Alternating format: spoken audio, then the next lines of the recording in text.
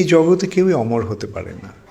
এই জগৎটাই হচ্ছে মৃত্যুর জগৎ, মর্তলোক। মৃত্যু অবশ্যম্ভাবী। জাতস্যহি ধ্রুবর মৃত্যু। যারই জন্ম হয়েছে তার মৃত্যু হবেই। তো কিন্তু যারা আসরিক ভাবাপন্ন তারা সেটা বুঝতে পারেন না, তারা সেটা মানতে চায় না। তারা মনে করে আমি অমর হব,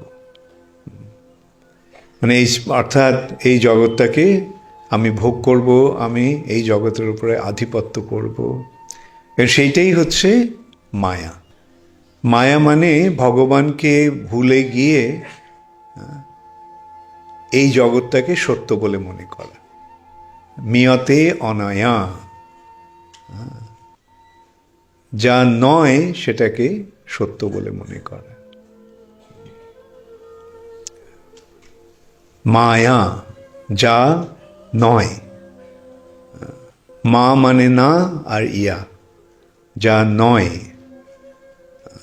কিন্তু তাকে হ্যাঁ, তাকে হয় বলে মনে করা। প্রকৃতপক্ষে এখানকার যা কিছু সেগুলো কোনোটাই ঠিক নয়। এখানে আমরা আমাদের শরীরটাকে স্বরূপ বলে মনে করছি, কিন্তু সেটা স্বরূপ, এই শরীরটা আমাদের স্বরূপ নয়। এই জগৎটাকে আমরা নিত্য বলে মনে করছি, এই জগৎটাকে আমরা আনন্দময় বলে মনে করছি, কিন্তু না, এই জগৎটা অনিত্য, এই জগৎটা দুঃখময়।